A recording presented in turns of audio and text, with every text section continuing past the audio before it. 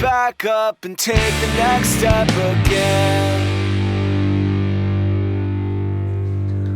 Welcome to Quinn's Next Up. I'm Quinn, back again with Peyton Ware, here to go over some clips of the third GOP debate. Their topics included, well, the first one, I was very happy they got right out of the way. They asked everybody, so Trump's in the lead, what are you going to do about it? Why should you and not him be the Republican nominee to face Joe Biden a year from now? This country is in trouble, and the elites that have put us here, they don't care about you.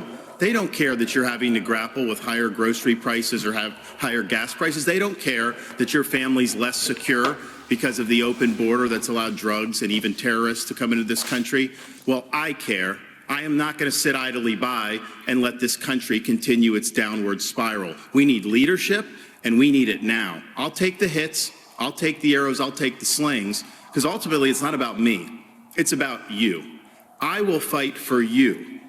I will make sure to lead this country's revival, and I will win for you and your family. Actions speak louder than words. We don't have time for excuses, and it's not something that we're going to be able to have all these distractions. As a veteran, I will get the job done. Now, if you look where we are now, it's a lot different than where we were in 2016. And Donald Trump's a lot different guy than he was in 2016. He owes it to you to be on this stage and explain why he should get another chance. He should explain why he didn't have Mexico pay for the border wall. He should explain why he racked up so much debt. He should explain why he didn't drain the swamp. And he said Republicans were going to get tired of winning. Well, we saw last night, I'm sick of Republicans losing. In Florida, I showed how it's done. 1 year ago here, we won a historic victory, including a massive landslide right here in Miami-Dade County. That's how we have to do it.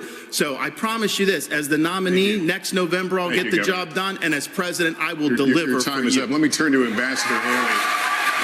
Audience, let me turn to Ambassador Haley. Why you and not the former president? Well, I think you look at the fact that we're almost $34 trillion in debt. 60% of Americans are living paycheck to paycheck. 50% of American families can't afford diapers. 1 in 6 American families can't pay their utility bills. You have parents who are worried about what's being said or taught to their child in the classroom. There's no transparency. We have anti-Semitism all over our college campuses, and students feel unsafe. You've got an open border where terrorists can come through, and we've got wars happening all over us, and there are dangers around us. You know, everybody wants to talk about President Trump. Well, I can talk about President Trump. I can tell you that I think he was the right president at the right time. I don't think he's the right president now. I think that he put us $8 trillion in debt, and our kids are never going to forgive us for that. I think the fact that he used to be right on Ukraine and foreign issues, now he's getting weak in the knees and trying to be friendly again. I think that we've got to go back to the fact that we can't live in the past. We can't live in other headlines. We've got to start focusing on what's going to make America strong and proud. And that's what I'm focused on doing. Let's make sure we pay down our debt. I think we need an accountant in the White House. Let's make sure that we have transparency in the classroom. As a mom, I know what that means. Let's make sure we secure our borders so that our families are safe. Let's get crime down, because our families want to know that they can be safe no matter where they go. And as the wife of a combat veteran, I will tell you, a military needs to know we have our back, and we need to make sure that America is strong. Ambassador, thank you very much. The military needs to know we have our back. Fuck them. Let me just caution the audience. Let's not go down this road. We've asked you to please, keep restraining yourselves. It would be helpful so we can hear the candidates, because these are important issues and the voters want and need to hear them. Mr. Ramaswamy, let me turn to you. Please make your case. Why should you be the nominee and not the former president? I think there's something deeper going on in the Republican Party here, and I am upset about what happened last night. We've become a party of losers at the end of the day. There's a cancer in the Republican establishment. Let's speak the truth. I mean, since Ronna McDaniel took over as chairwoman of the RNC in 2017, we have lost 2018, 2020, 2022, no red wave that never came. We got trounced last night in 2023. And I think that we have to have accountability in our party. For that matter, Ron, if you want to come on stage tonight, you want to look the GOP voters in the eye and tell them you resign, I will yield my time to you. And frankly, look, the people there cheering for losing in the Republican Party. Think about who's moderating this debate. This should be Tucker Carlson, Joe Rogan, and Elon Musk. We'd have 10 times the viewership, asking questions that GOP primary voters actually care about and bringing more people into our party. You think the Democrats, and we've got Kristen Welker here, you think the Democrats would actually hire Greg Gutfeld to host a Democratic debate? They wouldn't do it. And so the fact of the matter is, I mean, Kristen, I'm going to use this time because this is actually about you in the media and the corrupt media establishment. Ask you, the Trump-Russia collusion hoax that you pushed on this network for years, was that real or was that Hillary Clinton made up disinformation? Answer the question. Go. Mr. Roberts. This is how we get our country back. We need accountability because this media rigged the 2016 election. They rigged the 2020 election with the Hunter Biden laptop story. Mr. Ramaswamy, and they're going to rig this election. Your time is up. Accountability. Let me turn to Governor Christie. Why you, audience, let's not do this. Let's not do this. Let's let the candidates speak. Governor Christie, why you and not former President Trump? Let's not do this. Well, Lester, look, you said it at the beginning of the debate. We are dealing with extraordinarily important issues facing this country right now. We have our greatest ally in the Middle East under fire from a terrorist group that has committed to wiping them and every Jewish person in this world off the map. We have Ukraine with Vladimir Putin, a communist KGB dictator who wants to put the old band back together. He's starting in Ukraine, and he's going to move to the Baltics and Poland after that. We have inflation in this country that is choking every American family that wants to try to rise up and give their children a better life. And tonight, we need to decide which president is going to be the one to tackle the big issues, who's going to make this country look once again, not just inward, but look outward at the world. And say America is the country, the indispensable nation that makes this a safer world. And in a safer world, American innovation, American hard work has always been the thing that has driven our country to greater things. I'm going to be the president who will do those big things. We're not going to be small, and I'll say this about Donald Trump. Anybody who's going to be spending the next year and a half of their life focusing on keeping themselves out of jail and courtrooms cannot lead this party or this country, and it needs to be said plainly. Governor, thank you. Let me turn to Senator Scott. Senator Scott, you've said former President Trump can't win. Make your case to Republican voters. Well, certainly. What I would say without any question is that the truth of my life destroys the lies of the radical left. We need a president and a candidate who will actually help our base solidify and attract independent voters into our party. The Great Opportunity Party is now winning back African-American voters and Hispanic voters because we are working on a foundation based on faith. Our nation is facing some deep challenges. It is the loss of faith in this nation that is a part of the erosion that we're seeing every single day. It's restoring faith, restoring our Christian values that will help this nation once again become the city on the hill. When Ronald Reagan talked about the city on the hill, he was coming from Matthew 5. When President Lincoln talked about a house divided, that was Mark. Our founding documents speak to the importance of a faith foundation. You don't have to be a Christian for America to work for you, but America does not work without a faith-filled Judeo-Christian foundation. I would be the president that helps us restore faith in God, faith in each other, and faith in our future. Without that focus, none of the issues, the policies matter. We have to get back to being a nation that is, in fact, the city on the hill, that believes in each other enough for us to fight for that future. Senator Scott. What do we need him for? Just be faithful. All right, opening statements. There you go. There they were, right out of the gate there. Fun stuff. So this time around, it looked like the order was a little bit different. Ron DeSantis was still in the lead as far as this pack is concerned. But was that Nikki Haley in number 2? It was. And then Vivek Ramaswamy down to number 3.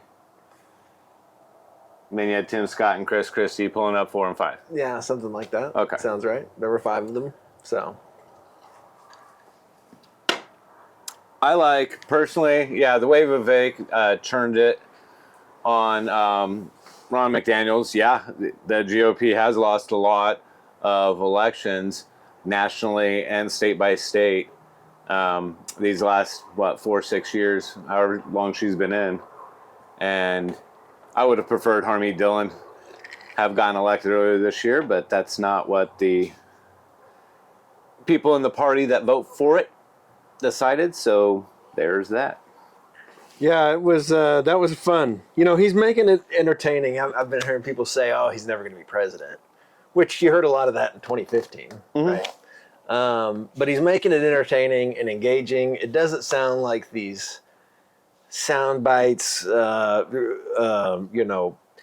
group research, focus group sound bites and regurgitated lines and the platitudes and the blah, blah, blah. He's kind of sparking it up. He's going on the offensive. He's laying stuff out. He speaks a little better than everybody else, which doesn't hurt him. Obama had that same gift. Just his ability to communicate and to get your attention, and he's kind of maybe following the other guy's example in that. But we miss him, right? He's not here. These debates would be much more exciting and lively if the leading candidate was participating in them. So I'm glad Vivek is picking up some of the slack and him throwing it back in the media's face on NBC. Poor Lester Holt and Maria, who's it? Kristen, thank you. They just and poor Lester. He definitely is not happy with the audience tonight. He's trying to shut him down. Please, let's not do this. Let's not do this. But they're backing their candidates. We want a robust debate. We want to know what the crowd supports and what they hear. That they like. The fact that Trump isn't there, Vivek is the proxy. Vivek did everything that Trump did before, calling out the media. Only the thing he did that Trump didn't do is call out Ron McDaniel, in which case he supported her. Yeah, a cancer in the establishment of the Republican Party. Those are strong words. That's like you're running in this party and you are attacking the very throat of it. And that's again, people are saying, oh, he's never going to be president now, Well, and that's why, just based on the polls, Vivek is the Trump proxy because he's the one doing all the stuff Trump would do if Trump were in the debates. So Trump leading in the polls the way he is, there's no need for him to be there, but he needs to have a proxy there. So Vivek makes a great proxy. You think he's eyeing a cabinet position in a... Honestly, I don't think Vivek has any backup plans. I think he truly does want to be the president for the next generation. And instead of always going with the professional career establishment politician type or Dick Cheney and heels type, as we'll see here in a bit. I thought Scott was interesting, taking it to the faith. I mean, that's something. Since Pence is off the stage, nobody's really kind of going after that aspect of the whole situation, which was interesting. He said the issues don't matter and the policies don't matter. So I was like, well, do we really need a president in that case? Ron did his usual thing. He's a second place. He's the strong beta male kind of guy, and he's there. Then you got Nikki. And poor Nikki, she's got wars happening all over her. But she wants the military to know that she's got her back. So, go Nikki. Killing it so far. Yeah, I'd say Ron DeSantis, as always, he's just solid he's got all the topics down. He knows what he's going to say to every line. I think for that matter, at this point in the race, I would say I trust his team the most to be a part of the next presidential administration. Out of all the candidates, to include Trump, whose cabinet members and people that are in and out of his business and life and candidacy, that revolving door, I don't trust what is going to happen in the next go around because of what happened his first term in office. Right. Yeah, and Ron's definitely like your mainstream, middle of the road establishment candidate. That's where he's trying to land with, centrists, moderates, Republicans, the right base, Trump's people. He's reaching out to everybody, and Well, I could tell that the mainstream media really was putting all of their efforts behind Nikki Haley on this one. You can tell by the questions, by how much time she had during the debate, and even yesterday, the day after the debates, they're all saying that she shined and that she won the debate, whereas I wasn't sure what debate they watched, but we'll watch some more clips. And what's fun about her, I mean, you're right. She did get the media behind her because even the Democrats, and especially the mainstream media, love themselves a good war. And the only time Nikki Haley gets stumped is when she's asked what country she doesn't want to invade. So, yeah, I wonder if she, as a veteran myself, respect to her husband serving overseas right now, be safe, and Veterans Day. Appreciate all you've done, and all the veterans that came before me, thanks for leading the way, and all the ones serving right now, thank you for serving, regardless of the politics that unfortunately is deciding your futures right now. Right. Appreciate your sacrifice. However, that does make me wonder, with Nikki Haley supporting all these wars all over, that, wouldn't you want your husband home, taking care of things here? Yeah, he needs to come back and convince her to drop out of the race. That's what I mean. Again, appreciate your service to the country, but this is a more important service to the country. Get this woman out of the presidential race. This is my 2 cents. Indeed. Well, no, as a veteran, we do take an oath, and it's to fight against all enemies, both foreign and domestic. However, if you serve in the military, you are not called to serve to guard the border per se, physically with weapons, as if you were doing so, or as I did in Iraq, and a lot of my brothers and sisters did in Iraq and Afghanistan. But that being the case, I am not a Nikki Haley fan, and so I think when it came to the clip where Vivek Ramaswamy said we don't need a Dick Cheney in 3-inch heels, and we have 2 of them on stage trying to take the dig at DeSantis. Again, he's having fun with it. I like it. I want to see a little, come on. Well, and the way NBC had it set up is, again, there aren't any debates. It's this speed interview crap that... But they do let each candidate answer a question. It seemed a little more... It was a little more organized in fact that, it seemed like every candidate got to answer a question. And there's less candidates, so that simplifies that. But the part of Vivek's insult had nothing to do with the 3-inch heels. It was the fact that these people are like Dick Cheney and want to have wars all over the place. Right. That's the important part. But everybody's saying that Vivek went after her for being a woman. Oh, yeah. That wasn't the dig. Yeah, that wasn't the dig. She was in heels. He didn't even get to the dig until he said there's 2 of them on stage when he was trying to bring up the stupid DeSantis wearing boots thing. Foot lift conspiracy. Yeah. Oh, my gosh. So it fell flat, as it were. And then later on, when there was an actual debate regarding... I don't know. I think it stood on its own. I'm sorry. That was uncalled for, and I apologize. Well, and then there was the Vivek and Nikki Haley TikTok argument. He brought up her daughter, 25-year-old adult married woman, still on TikTok, and you need to check out your own family first. Right, because she went after him in the last debate about him being on TikTok for a campaign. But Nikki Haley was so close. If she could have pulled the Will Smith thing off in that moment, she was so close to doing it. If she just would have went for it, she would have won it. What, gone and slapped him in the face? No. Oh, the other. Keep my daughter's name out your mouth. See, I couldn't even do it. But then she needs to go. But she started to do it. She started to do it, but because he didn't technically say her daughter's name, he just said your daughter, I think, flustered her in it. Let's go ahead and get to the closing statements of these candidates. Are we done already? This is great. There's a crisis that is growing in our nation, and that crisis is cultural and spiritual. We need a renewal, a great awakening. We should reject the left's valueless, faithless, fatherless society. We should turn back to faith, patriotism, and individual responsibility. We should stop choosing victimhood and start choosing victory. We should stop kneeling in protest and start kneeling in prayer.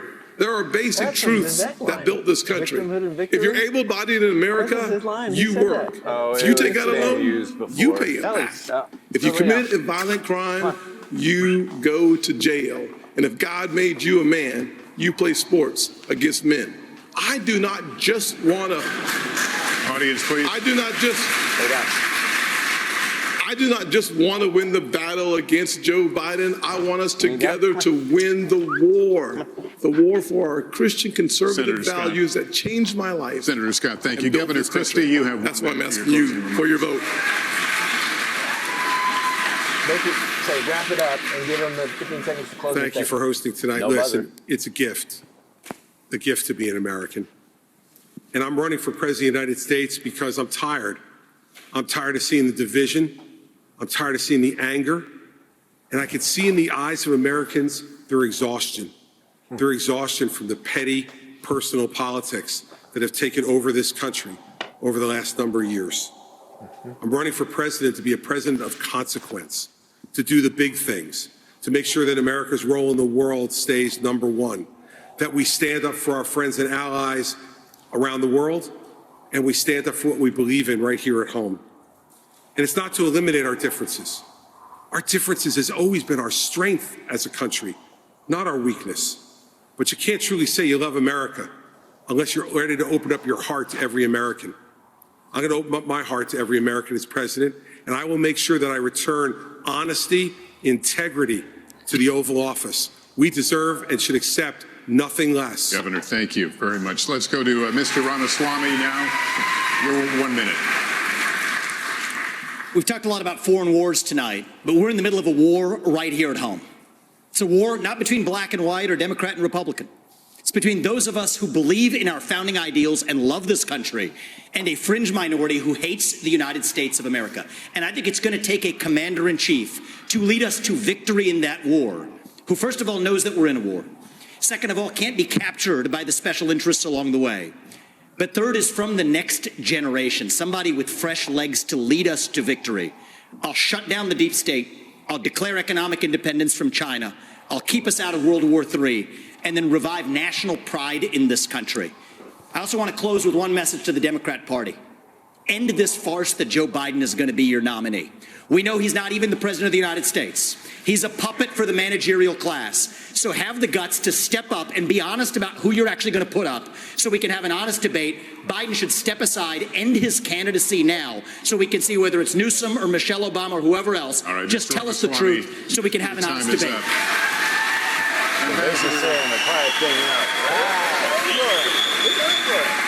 Ambassador Haley, you have 1 minute for your closing. Thank you. The world is on fire. We have a war in Europe. We've got a war in the Middle East. We've got China on the march. Wars happening It is very important that we know how to defend our freedoms and how to defeat terrorism and socialism. We have to know the difference between good and evil. We have to know the difference between right and wrong. We need to know that a strong America doesn't start wars. A strong America prevents wars. And the way we can focus on that is to make sure we go back to the soul of America and be strong and proud again. And we can't do that. We can't win the fights of the 21st century with politicians from the 20th century. We have to move forward. And we can do this. I know we can do this. So join our movement. Go to NikkiHaley.com, and we will once again show what America that's strong and proud looks like. God bless. Ambassador, thank you. I'll tell you what, I'll vote for her over Joe Biden. Governor DeSantis, you're closing. You have 1 minute. We must reverse our country's decline, and that is going to require leadership. I will take the hits. I will take the arrows. I will take the barbs, because it's not about me. It's about you. It's not about the past. It's about your future. We are going to fight for you. I am going to win for you and your family, and I'm going to lead this country's revival. As a veteran of the Iraq War and in the Navy, I will always put service above self as president. As the father of 3 young kids, I'm going to ensure that this country is left to the next generation in better shape than we found it.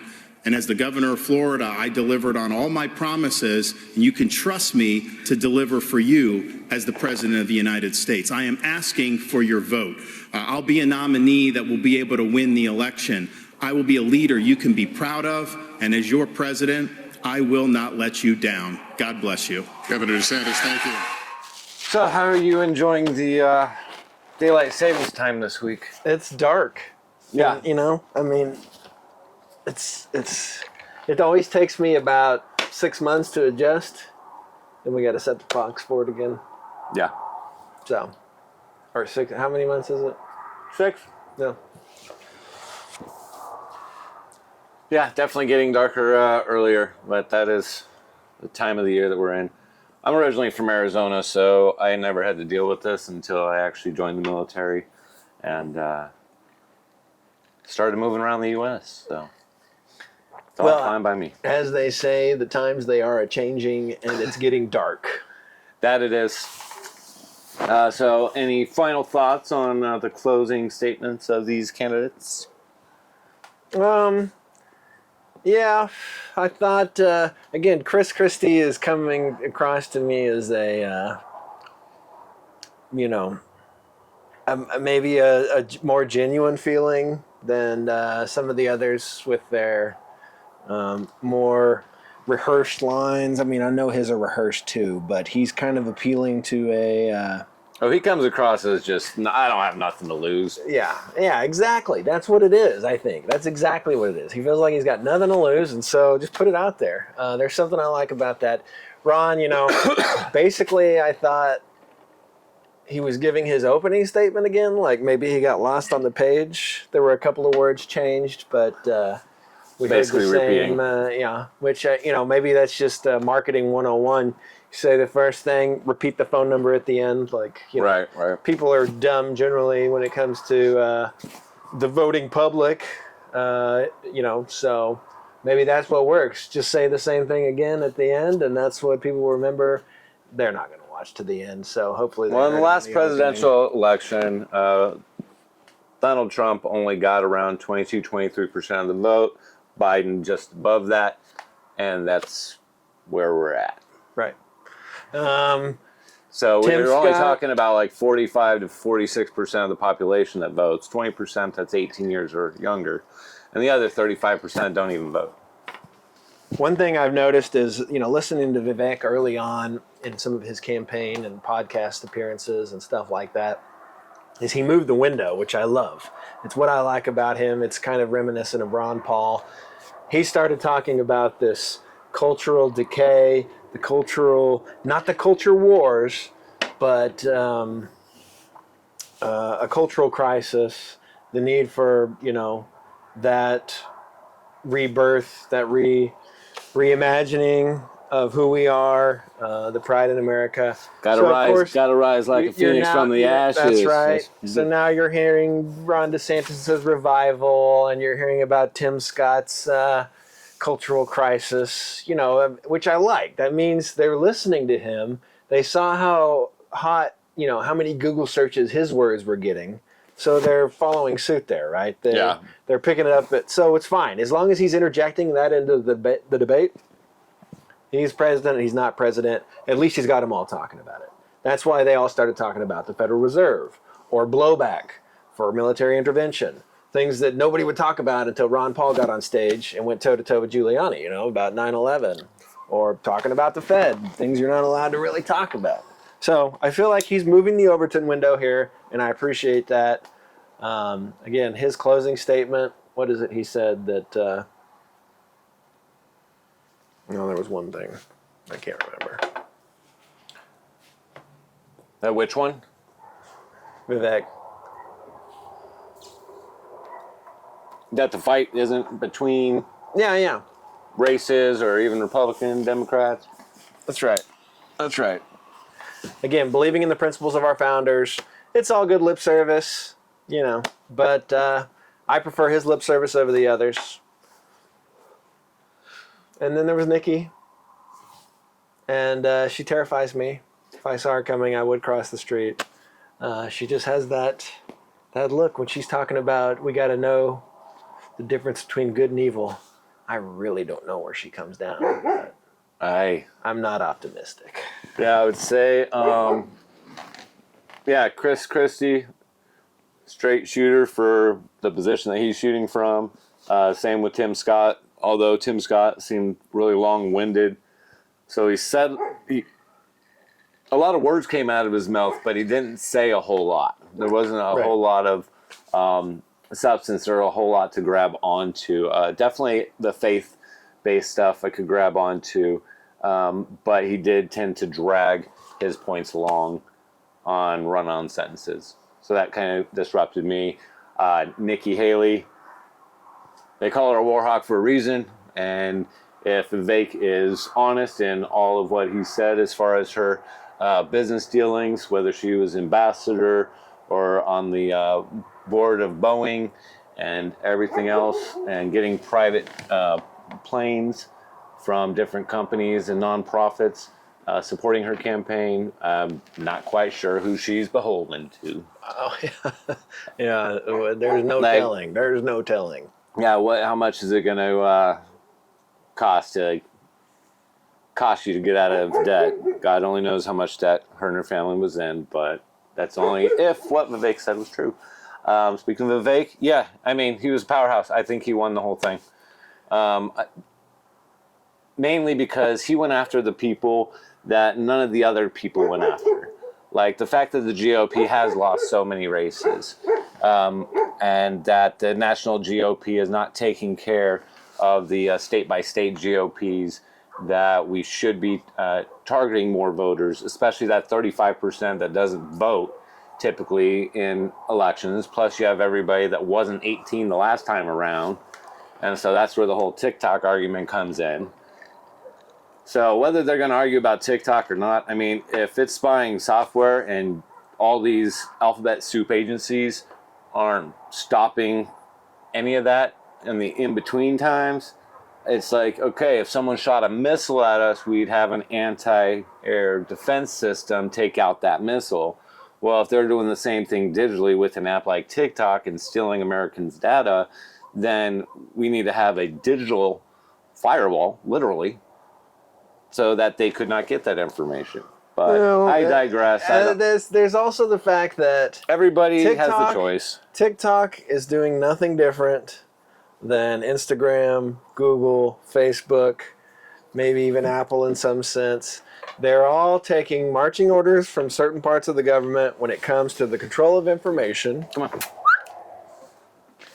And they're all collecting our data and giving that to the focus groups of these politicians so they know what keywords that people are reading on their Facebook app or scrolling through on their feed.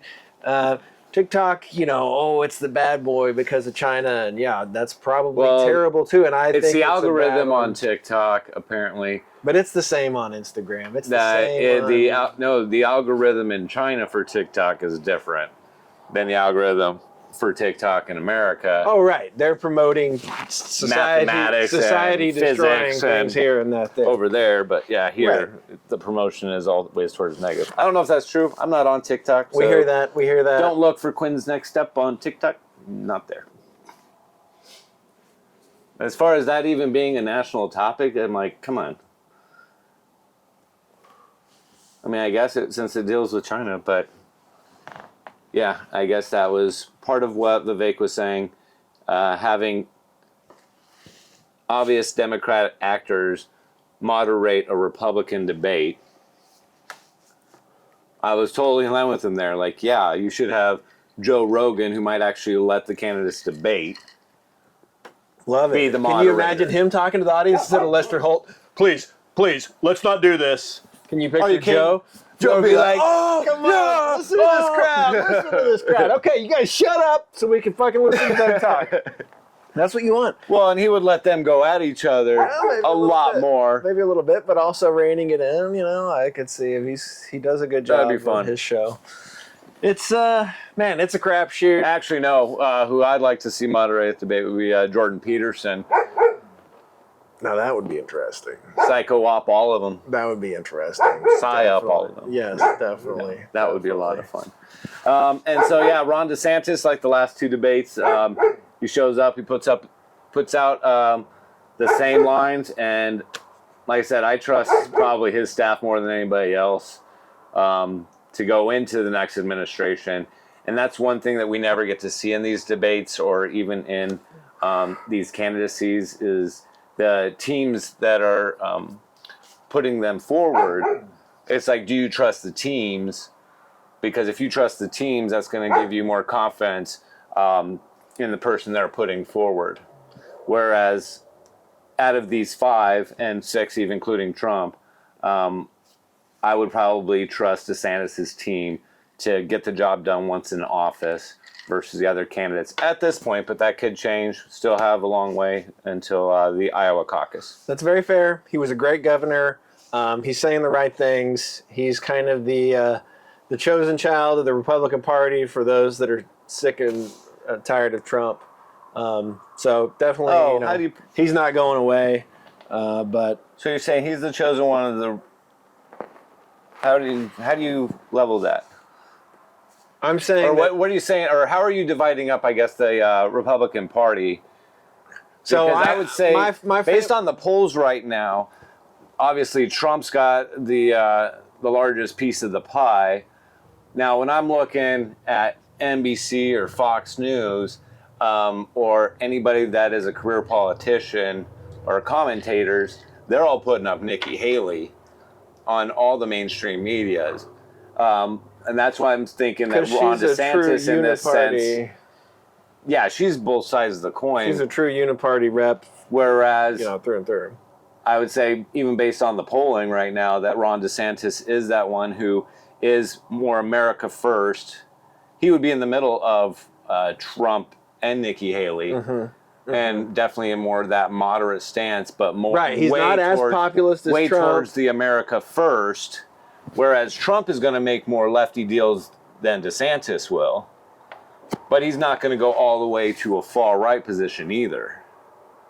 Whereas Nikki Haley is going to go to a far-right position, and we're going to... I don't even consider it that. We're going to be set up in Ukraine and all around the world for 20-year wars all over again, whether it be Iraq, Afghanistan, the same similar situation, I fear, with Biden doing it right now, or if Nikki Haley were to continue that. Well, and that's what you said during her statement about why are they our wars? Which is talking about, we got wars here, we got wars there. We got wars happening all over us. And you said, why are they our wars?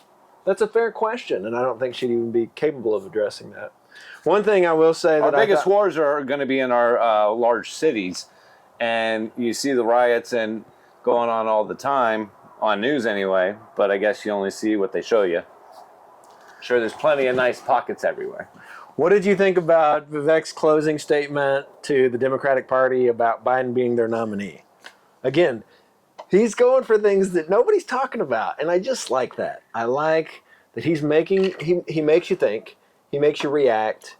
He's forcing everybody else to react to him, what he's saying. Well, I think he's right, but then again, maybe not. I mean, Joe Biden's been getting away being the puppet of his handlers, or however Vivek said it, this long. And at this point... A puppet for the managerial class. For the managerial class, indeed. And the way this GOP stuff is being ran, whether it be Trump going through all the trial stuff and all those activist judges working up that tree, or the fight that we saw on stage tonight, like, I think they want Joe Biden to fill in the seat for another 4 years.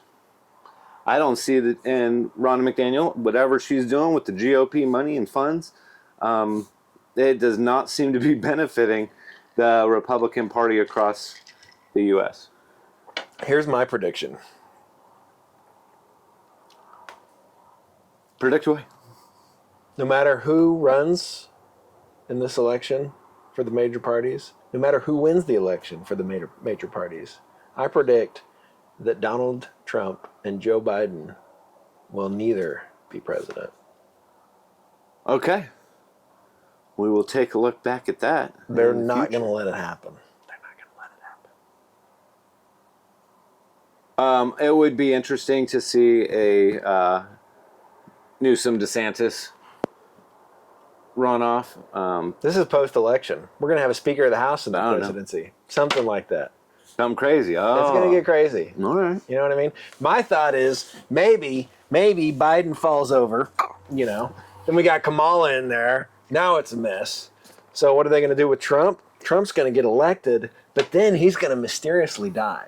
So you know what's going to happen? The whole thing's the lid's going to come off. There's going to be this massive uprising, right? They're going to go in the streets January 6th on steroids. It's going to be crazy, and they're going to start their initiative. We have to quell the uprising. And that's how it starts. And then slowly you just wipe out this whole group that was causing these problems, that were ready to throw the middle finger to the government, to the establishment, that were ready to say, give me a hand grenade, it's Donald Trump, and put it in there, who are still fighting for it despite all the craziness. They're ready to take those people out, and they need a major incident like that to kick this thing into overdrive. So, just saying. So, all in all, you're predicting a major incident after the 2024 election? Between now and January of 2025. Okay. Right? January 20th would be Inauguration Day. So, is that the day? I'm not predicting anything like that. I don't know. I'm just saying that those two guys, out of those two guys, whether they run against each other and one of them wins, neither of them will be the next president. Just saying. That's what I think. All right. I think somebody has other plans, and they're going to be able to figure it out much easier than the voting American public or... Oh, I'm sure all the power players above our pay grades, they'll figure it all out some way or another. Maybe they can continue the ballot harvesting and work something out before the election, but... yeah, if we have a repeat of Biden versus Trump, that will be rather sad. But yeah, we'll see. Well, thanks for coming out again, man. Hey, thanks for having me. Cheers. Here's to politics in this great American country, which is why I'm asking for your vote. Everything will be good. Nothing will be bad. We will get back to the good. This is going to be great, and I'm the person to make it great. God bless America. What was I going to say? Oh, God bless America, and God bless all of our veterans. Future, past, and present. Thank you.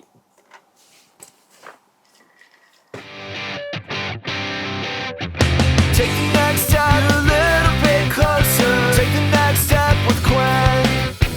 Take the next step, never stop learning. If you're falling down, then get back up and take the next step again.